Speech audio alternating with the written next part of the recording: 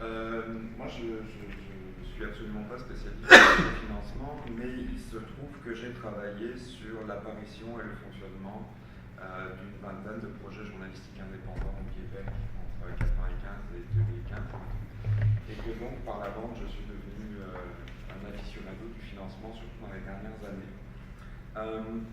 Et donc, ce que je veux faire, aujourd'hui, c'est essayer finalement de faire un premier exposé de résultats de qu'est-ce qui a été fait en matière de sociofinancement par des journalistes dans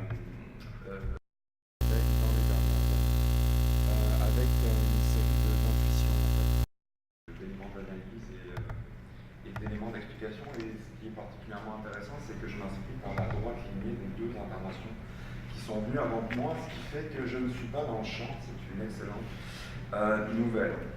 Euh, donc une recherche sur les projets journalistiques indépendants au Québec entre 1995 et 2015, 20 acteurs qui sont nés, encore moins qui restent encore fonctionnels à l'heure actuelle. Une contribution qui se veut de nature empirique et dans un contexte qui est assez particulier, le contexte du Québec, qui est celui à la fois d'un tout petit marché en termes de lecteurs, d'annonceurs potentiels, de contributeurs potentiels pour des campagnes de sociofinancement.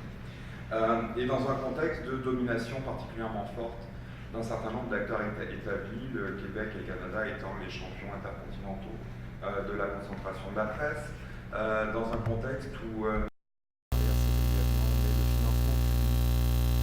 cas pour les entreprises en démarrage, est absolument inexistant. Pour avoir des subventions partout au Canada, il faut avoir un certain nombre d'années avant.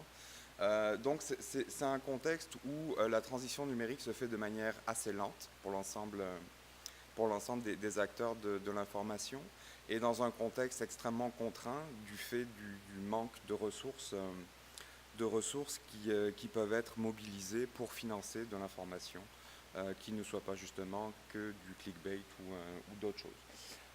Et dans ce contexte, le sociofinancement participe à plusieurs choses et participe notamment au fait que ça a été vu assez tôt comme une source d'espoir et une possible porte de sortie, une nouvelle révolution en fait dans le domaine de l'information et du financement de l'information. Et donc énormément d'espoirs qui ont été mis par la profession journalistique dans la capacité à renouveler les formes de financement de l'information. Et ce qu'on voit, c'est que dans les 5-6 dernières années, le discours a évidemment changé. Notamment en regard de ce qui a été réalisé. Mais le sociofinancement est intéressant à plusieurs titres.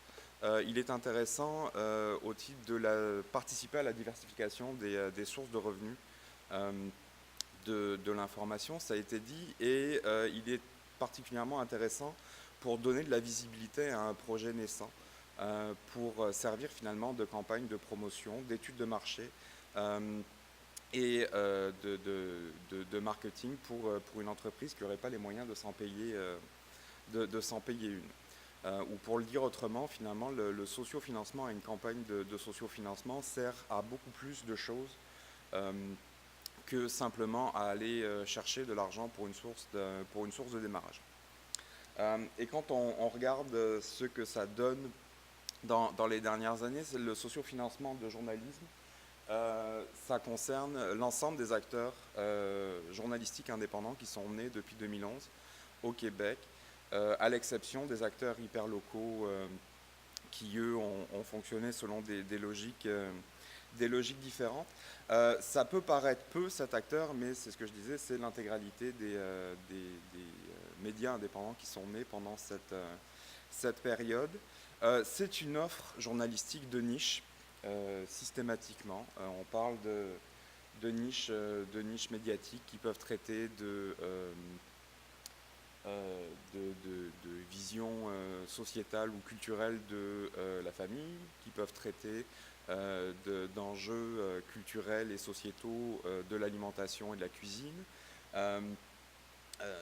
servir de magazine d'idées, etc. Donc on est systématiquement dans une offre qui est inscrite dans le temps long, qui est inscrite dans l'analyse et qui est inscrite dans une niche éditoriale qui est particulièrement bien définie.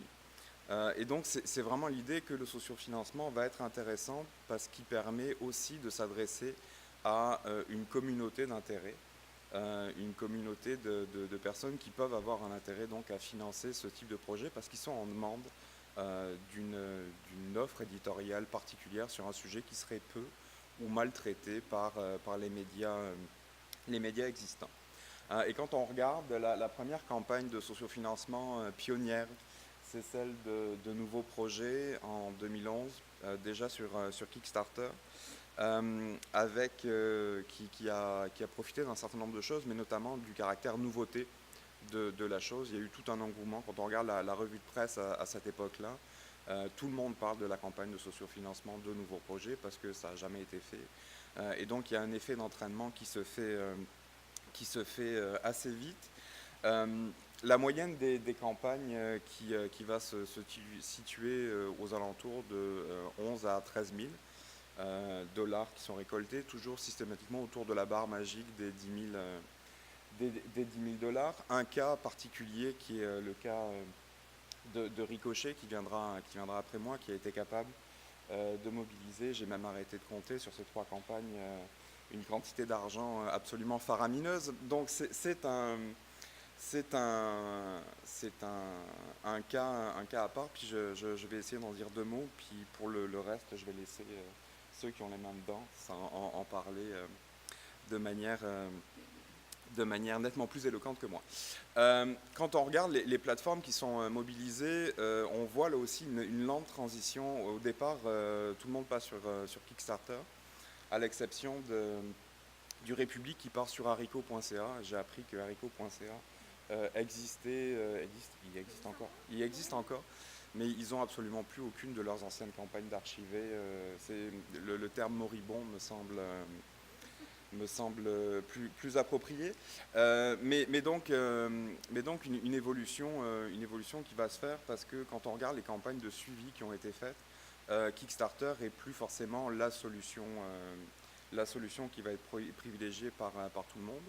On va soit essayer d'utiliser des plateformes maison, soit aller chez d'autres acteurs pour essayer de finalement être capable de rejoindre le plus de monde possible. Les campagnes de sous-financement, Marie-Ève l'a dit, et c'est valable pour l'intégralité des acteurs, ça sert à payer des frais de démarrage. Ça sert à payer la production du premier numéro, ça sert à payer la conception d'un site web, ça sert à payer des frais juridiques si jamais il faut ouvrir une entreprise etc. Ça sert à imprimer un premier numéro papier quand c'est le cas.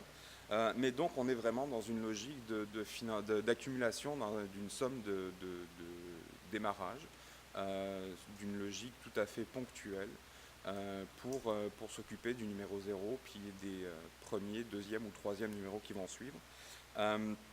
Et qui est difficilement compatible avec des projets qui, dans mon cas, vont essayer de s'inscrire justement dans la durée.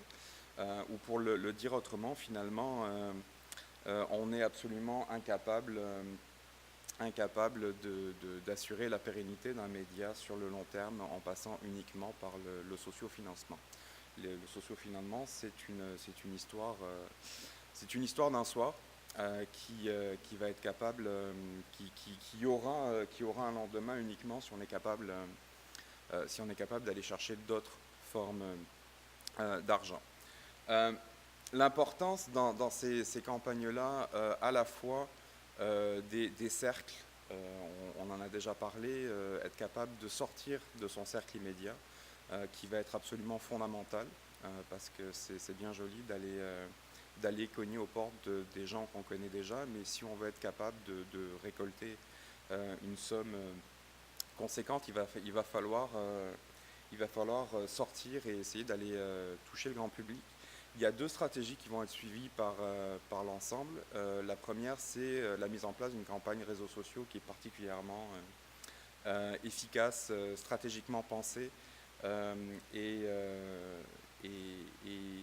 assidue ou soutenue par l'ensemble des acteurs, mais c'est aussi, et puis ça reste fondamental, essayer d'acquérir de la visibilité par le biais des mécanismes médiatiques traditionnels, c'est-à-dire d'avoir des relais dans les médias qui, eux, ont une portée beaucoup plus grande. Fait qu'en fait, si on veut être capable de rejoindre le grand public, il faut être capable de faire parler de soi dans d'autres journaux. Et ça, c'était, à mon avis, nettement plus simple quand justement le sociofinancement avait tout son caractère nouveauté. Et donc les premières campagnes qui ont eu une attention plus particulière avec les journalistes médias des autres, des journalistes sur le beat média des autres publications qui vont rendre compte de il y a un tel qui va essayer de récolter tant d'argent pour être capable de lancer ce projet-là qui nous paraît intéressant, souci de diversification des choses et autres. Donc essayer de profiter d'un relais médiatique et d'une mise en visibilité médiatique qui est un des objectifs de la campagne de sociofinancement. Alix le disait, c'est un objectif de communication en fait, qui peut fonctionner avec des campagnes, donc je l'ai dit, la première du genre, ça a été celle de Nouveaux Projets, qui a mis le ton en fait pour l'ensemble de celles qui ont suivi, qui a plus que doublé l'objectif initial qui avait été demandé. Et avec des campagnes donc, qui vont être structurées par les besoins de la plateforme, mais ça je pense que Marie-Ève et Gabriel en parleront nettement mieux que moi. Mais parmi les facteurs significatifs de réussite pour ces 7 projets-là, ce que moi j'identifie, puis ça peut avoir l'air d'un lieu commun ou d'une lapalissade, mais ça va être la notoriété du journaliste ou de l'entrepreneur qui se lance en affaires. Et donc finalement la taille des cercles qui vont être mobilisables au départ, et la taille des relais potentiels dans les médias, c'est-à-dire qui tu connais où dans les médias établis. La taille de la niche éditoriale, et là je pense que la réussite de Ricochet peut aussi s'expliquer là-dessus, parce qu'il y a une différence entre une taille de niche éditoriale d'un magazine qui va s'intéresser à la cuisine d'un point de vue culturel et d'un projet médiatique qui a une prétention d'avoir simplement une sensibilité progressiste de gauche. On s'adresse à des publics qui ont une taille nettement différente. Et puis le dernier facteur qui me semble important à prendre en compte, c'est le volume et la qualité de la campagne sur les réseaux sociaux et la capacité à rejoindre finalement des relais médiatiques traditionnels. Donc ça, c'est les 3 facteurs qui me semblent utiles de souligner. Et on l'a déjà dit, mais ça fait du bien d'en reparler. La campagne de sociofinancement, c'est un point de départ et ça ne se substitue en aucun cas à la recherche de sources de financement beaucoup plus pérennes. Et donc dès le début, et ça je pense que ça a été sous-estimé par un certain nombre d'acteurs, c'est le besoin de penser à qu'est-ce qu'on va faire après. Où est-ce qu'on va être capable de mobiliser des abonnements, où est-ce qu'on va être capable de cogner à la porte pour essayer d'avoir des sources de financement. La campagne de sociofinancement, elle se substitue à un prêt personnel ou à une mise de fonds personnels pour démarrer un projet d'entreprise dans un contexte où ce sont souvent des jeunes journalistes qui n'ont pas forcément des ressources mobilisables qui sont très importantes, et dans un contexte où ça paraît complètement utopique d'aller cogner à la porte d'une banque et de dire je vais me partir à un média, prêtez-moi 10 000 $. En tout cas, si certains l'ont fait, je serais assez curieux de voir la réaction. Donc c'est un mécanisme d'accumulation des fonds de départ, c'est un mécanisme de mise en visibilité d'un projet, c'est-à-dire qu'on met un projet médiatique sur la carte. Et on est capable finalement de fédérer une communauté autour de la niche éditoriale et d'essayer de donner une visibilité au projet. Et donc ça permet en fait de faire parler de soi au-delà des cercles immédiats en fait de connaissances et de relations. Et ça c'est particulièrement important dans un contexte où quand on regarde les 7, il y en a 3 qui ont disparu dans la première année ou première année et demie de fonctionnement, en dépit de campagnes qui avaient été réussies. Pour les 4 autres, j'aurais été ravi comme corrige, on fonctionne à l'équilibre, mais la capacité à se doter d'un salaire ou à embaucher du monde sur une base récurrente est particulièrement difficile. Et je vais peser mes mots là-dessus. Et donc le sociofinancement, qui peut avoir un côté effectivement très cool et très dans le vent, ne permet absolument pas d'inscrire un projet médiatique dans la durée. Ça a d'autres fonctions, mais ça n'a absolument pas celle-là. Quand on regarde ce qui a été fait en dehors de finalement les acteurs qui sont mon focus initial de recherche, les campagnes journalistiques ponctuelles ont été aussi mises en place pour des projets donc nettement plus ponctuels et non dans la durée. On a eu beaucoup, le terme est à nuancer, mais on a eu quelques campagnes où des journalistes indépendants ont cherché à se faire financer un voyage pour aller faire du reportage dans une région éloignée dans le monde. Ça a fonctionné, mais de ce qu'on voit de ces campagnes-là, c'est qu'on n'est même pas... ce ne sont pas des campagnes à objectifs fixes. Et donc les objectifs sont rarement atteints par les journalistes qui l'ont lancé. On est aussi dans une logique puis là je reprends les critères qui ont été ceux de Goasdoué dans un papier qui est sorti en 2017 d'Antique et Société. Là. Donc je me suis vraiment basé sur sa classification à lui, c'est pas la mienne. Dans une logique de diversification et d'enrichissement de l'offre, donc là la campagne de Planète F Papier est dans cette logique-là. Le fonds de reportage autochtone de Ricochet, qui était la campagne numéro 2, qui s'inscrit aussi là-dedans. Ça peut être dans une logique d'achat d'équipements à l'Université Laval, la radio étudiante Cheese, et mobiliser la ruche pour être capable de s'offrir un studio radio mobile. Et on pourrait parler de cette campagne-là aussi, qui est en fait une manière très cool d'utiliser la ruche, mais pour laquelle je pense 80 ou 90% du financement vient des différents bureaux et départements rattachés de l'Université Laval. Je pense que la majorité de la contribution est notre département qui a fourni ça. Donc là, c'est une utilisation dévoyée, en fait, à mon avis, du sociofinancement. Et puis la dernière catégorie qui, malheureusement, a également été pourvue dans la dernière année, c'est de sauver un média ou de parer à un imprévu. Et là, en l'occurrence, l'imprévu s'appelait Richard Martineau. Et où donc il s'agissait de payer des frais judiciaires pour une campagne en diffamation qui avait été intentée contre Ricochet, qui continue. Donc c'est des usages qui peuvent être pour des projets très ponctuels qui peuvent présenter un intérêt qui est moindre pour des projets qui sont dans la durée. Et c'était mon point, je pense que c'est ce qu'a abordé... ouais, je termine, je te promets, je termine. C'est ce qu'a abordé Alix. Le sociofinancement dépasse le cadre de simplement l'accumulation d'une somme. Ça permet de se faire connaître en tant que projet médiatique naissant. Ça permet de donner de la visibilité à un projet et à une offre éditoriale qui va suivre.